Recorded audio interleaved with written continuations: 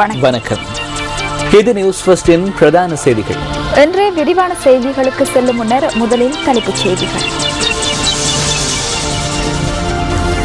எகிப்தில் ஆர்ப்பாட்டக்காரர்கள் மற்றும் போலீசாருக்கு இடையில் மோதல், பலர் உயிரிழப்பு.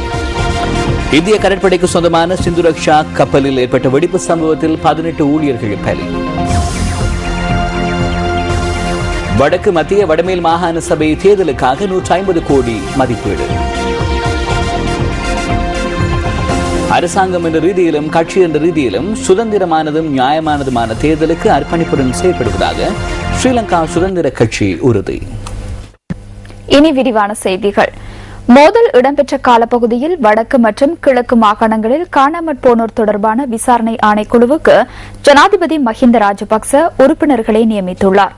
இந்த விசாரணை ஆணைக்குழுவின் தலைவராக மேக்ஸ்வெல் பராக்கிரம நியமிக்கப்பட்டுள்ளதாக ஜனாதிபதி பேச்சாளர் மற்றும் ஊடகப் பிரிவு குறிப்பிடுகின்றது. சுரஞ்சனா வித்யாரத்ன மற்றும் மனோ ராமநாதன் ஆகியோரும் ஆணைக்குழுவின் உறுப்பினர்களாக நியமிக்கப்பட்டுள்ளதாக அந்த பிரிவு விடுத்துள்ள அறிக்கையில் தெரிவிக்கப்பட்டுள்ளது.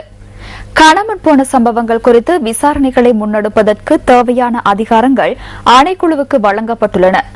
விசாரணைகள் தொடர்பிலான அறிக்கை 6 மாதங்களுக்குள் ஜனாதிபதியிடம் சமர்ப்பிக்கப்பட வேண்டும் என்றும் ஜனாதிபதி பேச்சாளர் மற்றும் ஊடகப் பிரிவின் அறிக்கையில் குறிப்பிடப்பட்டுள்ளது. கடத்தல் அல்லது காணாமற் போனமை குறித்து பொறுப்பு கூற வேண்டியவர்களை அடையாளம் காணுதல் மற்றும் சம்பந்தப்பட்டவர்களுக்கு எதிராக சட்ட நடவடிக்கை மேற்கொள்வதன் அவசியத்தையும் விசாரணை ஆணைக்குழுவுக்கு நியமிக்கப்பட்ட உறுப்பினர்களுக்கு ஜனாதிபதி சுட்டிக்காட்டியுள்ளார். பொதுமக்களின் பாதுகாப்பு மற்றும் நலன்களை கருத்தில் கொண்டும் இதுபோன்ற சம்பவங்கள் எதிர்காலத்தில் இடம்பெறுவதை தடுப்பதற்கான செயற்பாடுகளை தீர்மானிக்கும் பொருட்டும் விசாரணைகள் முன்னெடுக்கப்பட வேண்டியுள்ளதாக இதன்போது ஜனாதிபதி குறிப்பிட்டுள்ளதாக அந்த அறிக்கையில் தெரிவிக்கப்பட்டுள்ளது.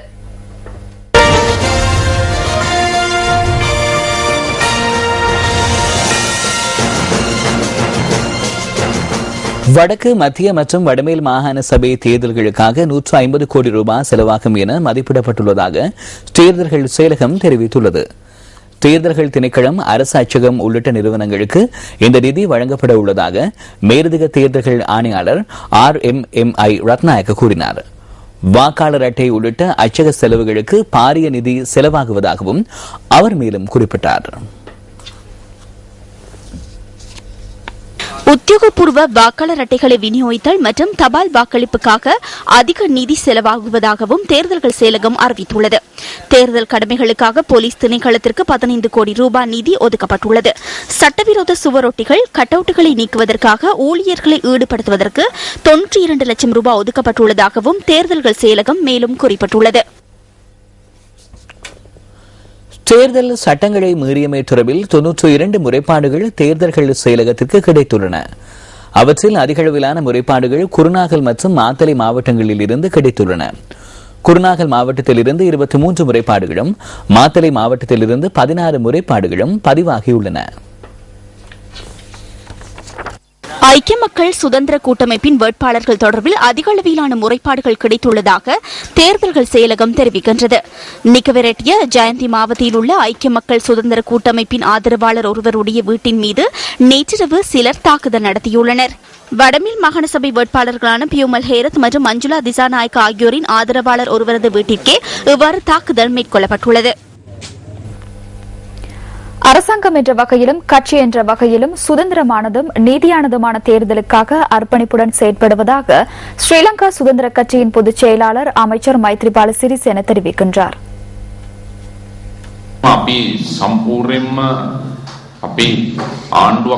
அரசாங்கம் என்ற வகையிலும் கட்சி என்ற வகையிலும் சுதந்திரமான தேர்தலுக்காக நாம் அர்ப்பணிப்புடன் செயற்படுகின்றோம். தேர்தல் நடவடிக்கைகளின் போது எமது வேட்பாளர்களாக இருக்கலாம் அல்லது எமது ஆதரவாளர்களாக இருக்கலாம்.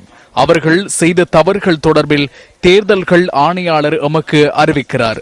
அதன் போது எடுக்க வேண்டிய அனைத்து நடவடிக்கைகளையும் நாம் எடுப்போம். அரசாங்க சொத்துக்களையும் வாகனங்களையும் பயன்படுத்துவது தொடர்பில் நாம் ஆலோசனை வழங்கியுள்ளோம். அதே போன்று மிகவும் ஒழுக்கமான தேர்தல் ஒன்றை நாம் எதிர்பார்க்கின்றோம்.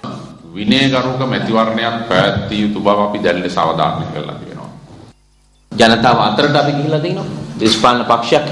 அரசியல் கட்சி என்ற வகையில் நாம் மக்கள் மத்தியில் சென்றுள்ளோம். வடமாகாண சபை தேர்தலில் தமிழ் தேசிய கூட்டமைப்புடன் போட்டியிட்டு வெற்றி பெற முடியுமான கட்சி ஐக்கிய மக்கள் சுதந்திர கூட்டமைப்பு என்பதனை கூற வேண்டும். வடமாகாண சபை தேர்தலில் வெற்றி பெறும் நோக்கிலேயே நாம் தேர்தல் நடவடிக்கைகளை முன்னெடுக்கின்றோம்.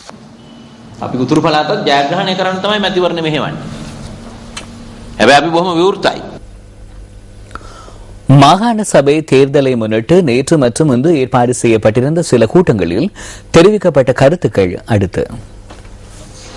அமைச்சர் விமல் வீரவங்ச கலந்து கொண்ட கூட்டம் ஒன்று சிலாபத்தில் நேற்று இடம்பெற்றது.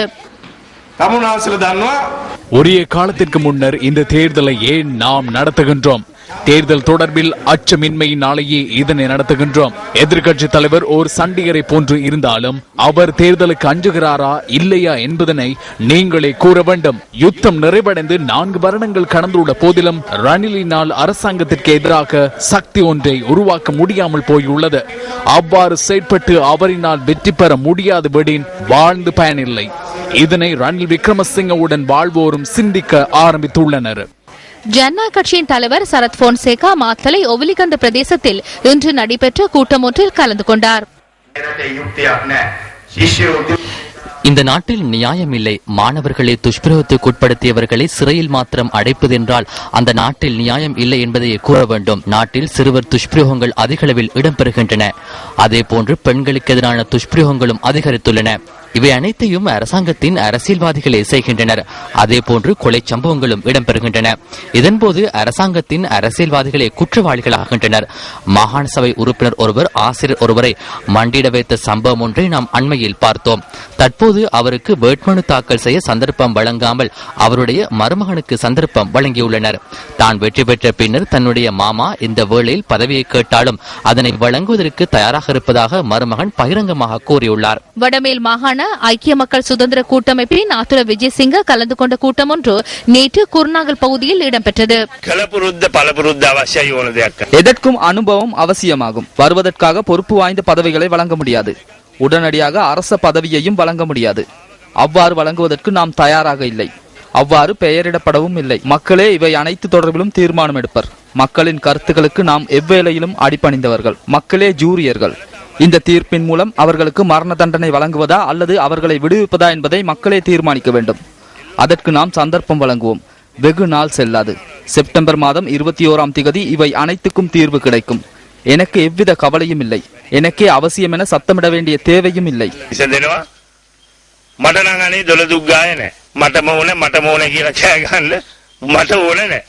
பாராளுமன்ற உறுப்பினர் நாமல் ராஜபக்ஷ கலந்து கொண்ட கூட்டம் ஒன்று நேற்று கருவல கஸ்வ பகுதியில் இடம்பெற்றது. பெரும்பாலும் எதிர்க்கட்சி உறுப்பினர்கள் ஆளும் தரப்புடன் இணைந்து கொள்வதற்கு அல்லது ஜனாதிபதியுடன் இணைந்து கொள்வதற்கு முயற்சிக்கும் போது அதனை தடுத்து நிறுத்துவதற்கு முயற்சி செய்வது எதிர்க்கட்சி உறுப்பினர்கள் அல்ல. சில தூதுவர் ஆலயங்களை அதற்காக முயற்சிக்கின்றன. அவர்களை தடுத்து நிறுத்த வேண்டும் என எதிர்க்கட்சி தலைவரும் முயற்சி செய்வதில்லை. எனினும் சில தூதுவர் ஆலயங்கள் அதனை தடுத்து நிறுத்த முயற்சிக்கின்றன. நாம் அரசாங்கத்தை கவிழ்ப்பதற்கு உதவி புரிவதாக அவர்கள் கூறுகின்றனர். பனந்தோப்பு மாதாந்த பத்திரிகையின் வெளியீட்டு வைபவம் யாழ் வீரசிங்க மண்டபத்தில் இன்று நடைபெற்றது. வடமாகாண ஆளுநர் மேஜர் ஜெனரல் GA சந்திரசிறியின் தலைமையில் இந்த வைபவம் நடைபெற்றது. யாழ்ப்பாணம் வீரசிங்க மண்டபத்தில் பனந்தோப்பு மாதாந்த பத்திரிகையின் வெளியீட்டு வைபவம் இன்று காலை இடம்பெற்றது. கடந்த 4 ஆண்டுகளில் அரசாங்கம் வடக்கில் மேற்கொண்ட பல்வேறு அபிவிருத்தி திட்டங்கள் தொடர்பிலான தகவல்கள் இந்த பத்திரிகையில் உள்ளடக்கப்பட்டுள்ளன. வடமாகாண ஆளுநர் மேஜர் ஜெனரல் GA சந்திரஸ்ரீயின் தலைமையில் நடைபெற்ற இந்த வைபவத்தில் அரசு அதிகாரிகள் மற்றும் அதிபர்கள், ஆசிரியர்கள், மாணவர்கள் உள்ளிட்ட பெருந்திரளானவர்கள் கலந்து கொண்டனர். இங்கு வருகை தந்திருக்கும் செயலாளர்கள், மேலதிக செயலாளர்கள், உதவி செயலாளர்கள், அதிகாரிகள் ஆகியோர் கடந்த 4 ஆண்டுகளில் வடமாகாண அபிவிருத்திக்காக பல கைங்கரியங்களை செய்துள்ளனர். 30 வருடங்கள் இந்த நாட்டில் யுத்தம் இடம்பெற்றது. யுத்தம் எதை கொண்டு வந்தது? யுத்தத்தினால் தீமையை விளைந்தது. யுத்தத்தின் பின்னர் எங்களுக்கு பல வசதிகள் கிடைத்தன. ஜனாதிபதியின் தலைமையின் கீழேயே இவை அனைத்தும் நடந்தேறின. இந்த மாகாணத்தில் பிள்ளைகளின் கல்வி மேன்மை அடைந்துள்ளது. அச்சமின்றி கற்கக்கூடிய சூழல் உருவாகியுள்ளது. எதிர்காலத்தில் இவர்கள் சிறந்த நிலையை அடைவார்கள். யாழ்ப்பாணம், வன்னி, கிளிநொச்சி போன்ற பிரதேசங்கள் என்றும் இல்லாத வண்ணம் அபிவிருத்தி அடைந்துள்ளன. இதேவேளை வீரசிங்க மண்டபத்தில் இன்று நடைபெற்ற நிகழ்வுக்கு அதிபர்கள், ஆசிரியர்கள் மற்றும் மாணவர்கள் தொலைபேசியூடாக அழைக்கப்பட்டமையை வன்மையாக கண்டிப்பதாக அகில இலங்கை ஆசிரியர் சங்கம் தெரிவிக்கின்றது. இங்கு யாழ்ப்பாணத்துல வீரசிங்க மண்டபத்துல ஒரு நிகழ்வுக்கு ஆசிரியர் ஒரு பாடசாலையில ஒரு அதிபரும் துணை அதிபரும் 3 ஆசிரியர்களும் வர சொல்லி கல்வி அலுவலகங்களிலிருந்து கோட்ட கல்வி அலுவலக ஆசிரியர்களுக்கு அதிபர்களுக்கு தொலைபேசி மூலம் அழைப்பெடுத்து இன்றைக்கு வர சொல்லி இருக்குது. இப்ப இது பார்த்தா இது வேறொரு நிகழ்வு. இது ஒரு சஞ்சிகை ஒன்று வெளியீடு இருக்குது. இந்த அரசாங்கத்துக்கு சம்பந்தமான ஒரு பேப்பர் வெளியீடு இருக்குது. அப்ப அப்படி ஒரு சூழ்நிலையில இது இப்படி அழைக்கிறது பிள்ளைதான். நாங்க இதை காண்றோம், நாங்க வன்மையா கண்டிக்கிறோம். இதை ஏன்னா இது அதிகாரத்தை பயன்படுத்தி கல்விக்கு சம்பந்தம் இல்லாத நிகழ்வுகளுக்கு லீவு காலங்கள்ல ஆசிரியர் அதிபர்கள் இப்படி அழைக்கிறது பிழை. இவங்க என்ன காரணமும் சொல்லி இல்லை. நாங்க நேற்று இது சம்பந்தமாக மாகாண கல்வி பணிப்பாளர் கேட்டு போட்டு மாகாண கல்வி பணிப்பாளர் கூட சரியா தெரியாது இது என்ன அப்படின்னா ஏன் இப்படி கூப்பிடுறாங்க. அடுத்து எங்களுக்கு தெரியும் தற்போது இப்ப உயர்தர பரீட்சை நடக்குது. இப்ப அடுத்தது தேர்தல் காலம். இது இப்படியான ஒரு சூழ்நிலையில் இப்படி ஆசிரியர் அதிபர்கள் இப்படி அழைக்கிறது நாங்க வன்மையா கண்டிக்கிறோம். ஆர்ப்பாட்டத்தில் ஈடுபட்டிருந்தனர். வீடியோரங்களில் ஆர்ப்பாட்டங்களில் ஈடுபட்ட முர்சியின் ஆதரவாளர்கள் மீது போலீசார் கண்ணீர் புகை பிரயோகம் மேற்கொண்டதுடன் வானத்தினை நோக்கி துப்பாக்கி பிரயோகத்தினையும் நடத்தினர். இந்த ஆர்ப்பாட்டத்தின் போது முர்சியின் ஆதரவாளர்கள் போலீசார் மீதும் பொதுமக்கள் மீதும் தாக்குதல்களை நடத்தியுள்ளனர். ஆர்ப்பாட்டத்தில் ஈடுபட்டவர்கள் துப்பாக்கிகள் மற்றும் கனரக ஆயுதங்களை பயன்படுத்தி தாக்குதல்களை மேற்கொண்டுள்ளனர். இதுவரையிலும் முர்சியின் ஆதரவாளர்கள் 6க்கும் மேற்பட்ட ஆர்ப்பாட்டங்களில் ஈடுபட்டிருந்தமை குறிப்பிடத்தக்கதாகும். ஊழியர்கள் அனைவரும் உயிரிழந்துள்ளனர். இந்த வெடிப்புச் சம்பவம் ஏற்படும் சந்தர்ப்பத்தில் நீர்மூழ்கி கப்பலில் 18 பணியாளர்கள் இருந்துள்ளதாக இந்திய ஊடகங்கள் செய்தி வெளியிட்டுள்ளன. இது தொடர்பில் மேலும் பல்வேறு தகவல்களை வழங்குவதற்கு ஜெஃப்ரி ஜெபதர்ஷன் தற்போது இணைந்து கொள்கின்றார். மும்பையில் உள்ள கடற்படை தளத்தில் நங்கூரமிடப்பட்டிருந்த நீர்மூழ்கி கப்பலில் இன்று அதிகாலை தீ விபத்து ஒன்று ஏற்பட்டிருந்தது. நீர்மூழ்கி கப்பலின் 2 இடங்களில் தீ விபத்து ஏற்பட்டுள்ளதாக இந்திய ஊடகங்கள் செய்தி வெளியிட்டிருக்கின்றன. இந்திய கடற்படை வரலாற்றில் 3 தசாப்தங்களில் ஏற்பட்ட பாரிய விபத்து இதுவாகும். நீர்மூழ்கி கப்பலின் முகப்பகுதியில் முதலில் தீ விபத்து ஏற்பட்டிருந்த நிலையில் அந்த பகுதியில் இருந்த வெடிப்பொருட்கள் வெடித்துள்ளன. இந்த தீ விபத்து ஏற்பட்ட சந்தர்ப்பத்தில் பயிற்றுவிக்கப்படாத ஒருவரினால் ஒளிப்பதிவு செய்யப்பட்ட காட்சிகளை இந்திய ஊடகங்கள் வெளியிட்டுள்ளன. சிந்துரக்ஷாக் நீர்மூழ்கி கப்பல் விபத்துக்குள்ளாகும் போது டோபிடோ மற்றும் ஏவுகணைகள் உள்ளிட்ட ஆயுதங்களும் இருந்துள்ளதாக தெரிவிக்கப்படுகின்றது. விபத்து இடம்பெற்ற சந்தர்ப்பத்தில் 3 அதிகாரிகளும் 15 சிப்பாய்களும் நீர்மூழ்கி கப்பலில் இருந்துள்ளனர். இந்த வெடிச்சம்பவம் இடம்பெற்ற நிலையில் நீர்மூழ்கி கப்பலின் 2 பகுதிகளில் தீ விபத்து ஏற்பட்டுள்ளதுடன் அதில் பணியாளர்கள் சிக்கொண்டுள்ளதாகவும் தெரிவிக்கப்படுகின்றது. அதையடுத்து நீர்மூழ்கி கப்பலில் சிக்கொண்டிருந்தவர்களை காப்பாற்றுவதற்கான நடவடிக்கைகள் ஆரம்பிக்கப்பட்டன. இந்த நிலையில் அனைத்து ஊழியர்களும் உயிரிழந்துள்ளதாக இந்திய பாதுகாப்பு அமைச்சர் கருத்துக்கள் ஊடாக உறுதி செய்யப்பட்டுள்ளது. இதனால் பாரிய நட்டம் ஒன்று ஏற்பட்டுள்ளது. அண்மை காலத்தில் ஏற்பட்ட மிக மோசமான சம்பவம். இந்த சம்பவம் தொடர்பில் நான் கவலை அடைகிறேன். அதேபோன்று நாட்டிற்காக கடமையாற்றி உயிர் நீத்த இந்த கடற்படை அதிகாரிகள் தொடர்பிலும் நான் கவலை கொள்கின்றேன். இதேவேளை தீ விபத்து ஏற்பட்ட நீர்மூழ்கி கப்பல் மூழ்குவதாக சர்வதேச ஊடகங்கள் செய்தி வெளியிட்டுள்ளன. எவ்வாறாயினும் இந்த சம்பவம் தொடர்பான மேலதிக தகவல்கள் இதுவரை ஊடகங்களுக்கு வெளியிடப்படவில்லை. இந்திய கடற்படையினரிடம் உள்ள 14 நீர்மூழ்கி கப்பலில் சிந்துரக்ஷாக் மிக முக்கிய இடத்தை வகித்தது. டீசல் மற்றும் மின்சார சக்தியில் செயற்படுகின்ற இந்த நீர்மூழ்கி கப்பல் 1980ஆம் ஆண்டு ரஷ்யாவிடமிருந்து கொள்வனவு செய்யப்பட்டதுடன் 1997ஆம் ஆண்டு இந்திய கடற்படையினரிடம் அது கையளிக்கப்பட்டிருந்தது. கடந்த ஆண்டு $80 மில்லியன் செலவில் இந்த நீர்மூழ்கி கப்பல் ரஷ்யாவில் மீள் நிர்மாணம் செய்யப்பட்டிருந்தது. 300 மீட்டர் ஆழ்கடலில் பயணிக்கக்கூடிய தன்மை இதன் விசேட அம்சமாகும். ஆழ்கடலில் நங்கூரமிடப்பட்டிருந்த இந்த நீர்மூழ்கி கப்பலில் 2010ஆம் ஆண்டும் தீ விபத்தொன்று ஏற்பட்டிருந்தது. இந்த நீர்மூழ்கி கப்பலின் பாதுகாப்பு கட்டமைப்பு செயற்படவில்லை என இந்திய கடற்படை தளபதி V.K. ஜோஷி தெரிவித்துள்ளார். சம்பவம் தொடர்பில் விசேட விசாரணைகள் ஆரம்பிக்கப்பட்டுள்ளதாகவும் அவர் குறிப்பிட்டார்.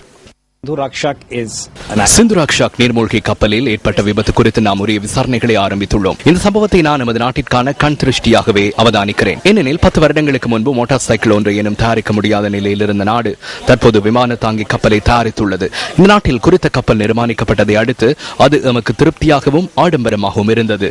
அது இலகுவான விடயம் அல்ல.